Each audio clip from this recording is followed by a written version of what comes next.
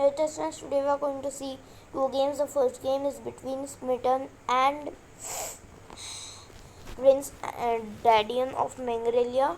Uh, well, Prince Dadian is playing black and Smitten is playing white. Let's start the game. The game started e4, e5, f4, the king's gambit. Now there are this main is e into f4. The more challenging it is d5, but at that time people just used to take and accept the complicated game. Knight f3, g5, bishop c4, g4. After g5, h4 is the main move. Then bishop c4 was played. g4. There's one interesting short castle. G into f3, queen into f3 gambit. This is called the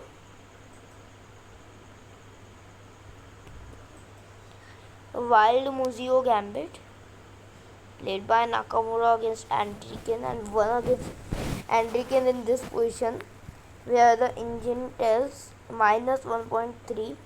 But it's not that easy because you have to defend very subtly here, and white's win percent is 33 to 50. So, well, this is not a good gambit if you are playing against good level opponents. They'll find it easy to orient. So after g4, knight e5 was played, and after knight e5, queen h4 check, king f1, and here it tells that it's minus 2.0 for d5, bishop into d5. Still it's equal. Now knight f6 was played. Quite a doubtful decision. I find it kinda like this king is not so safe here. It looks kinda unsafe, but everything is that simple if you move on. So d4, if like here instead of b5 the engine tells knight c6, and after knight into f7, bishop c5, queen e1, g3, knight into h8, sacrificing a whole rook. But after knight f6, d4, knight into d4, black's attack is very strong, like queen d2. Let's say you take on h2, nice, amazing sacrifice, and you can't just prevent any type of promotion like takes, king goes to like h1. Then you take here also. You can't do anything about your trapped rook. To f4 and knight into a1, and I am 7 points up when with a completely winning position. So knight c6 was more good, better, but still after d4, this is also a playable position. Knight c6, knight into c6, b into c6, and now knight c3 was played, and now comes f3. Now the game is equalized. After g3, now we attack the queen. If g into f3, this is very bad. After g into f3, queen into f3, here comes bishop h3 check, king e2 and bishop g4.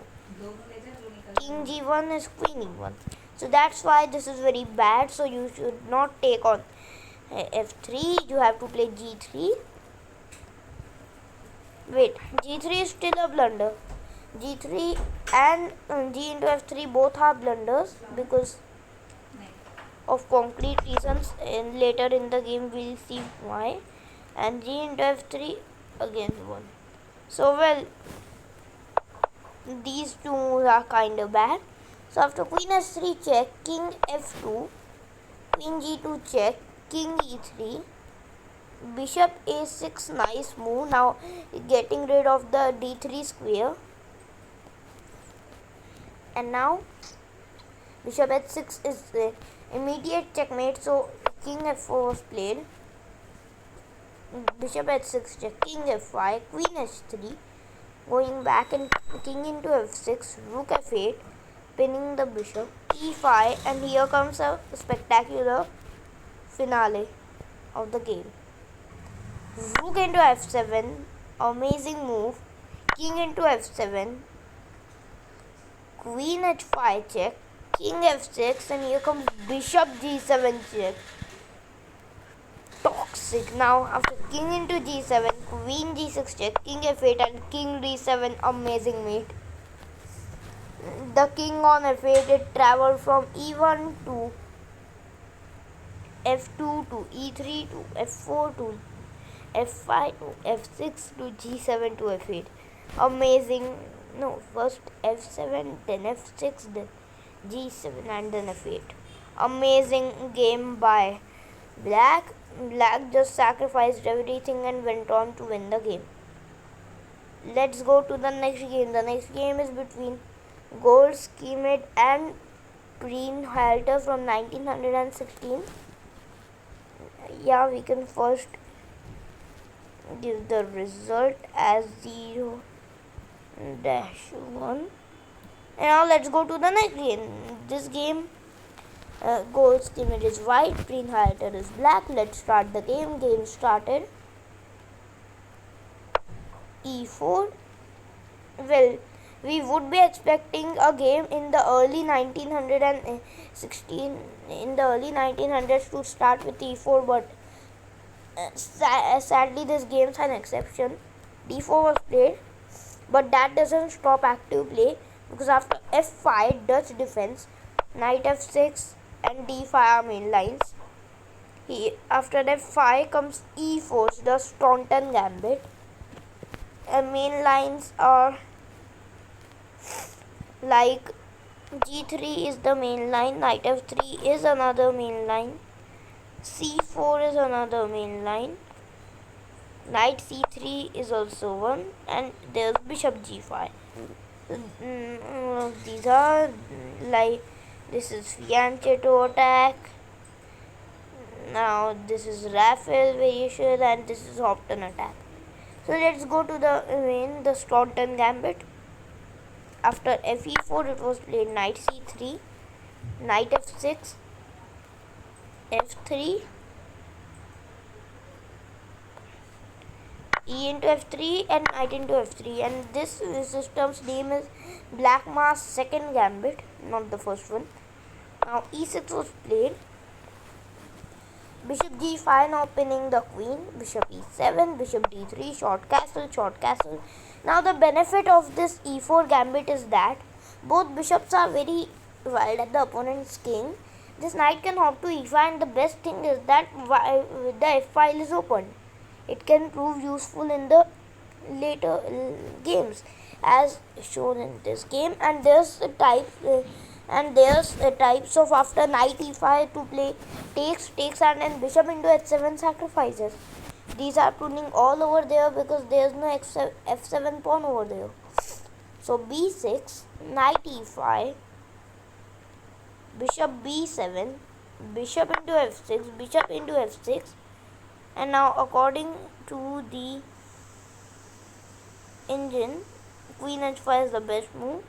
Though bishop into h7 was played in the game, king into h7, queen h5 check, king g8, knight g6. Now bishop into d4 check is suggested, which is obviously the best move. But rook e8 was played, and this is a very very huge blunder, because from it was like equal, it went from mate to mate in 7. You can imagine such a big blunder. Queen h8 check, king f7, knight e5 check, king e7, and now pause the video and think what will you do. Queen into g7 check, an amazing move. After bishop into g7, here comes rook f7 check. After king d6, here comes knight b5 check. Now king d5 4, c4 check, king e4, and rook e1 is an amazing checkmate. So, well, these were the two amazing games. Today is the birthday of Mother Teresa. Actually, it was like one day ago, but well, I forgot. So, yesterday was the birthday of Mother Teresa. She was a nun, and she was a philanthropist. philanthropist and very big one. She founded many groups and she helped many poor and unfortunate people to live. And she a reliever of thousands. She opened many, like we can say, to helping opportunities, and well, she helped many people in life and continues to do so. So she died in 1997, but her legacy still remains today. So I hope you let know for it to just come bell icon. Thank you.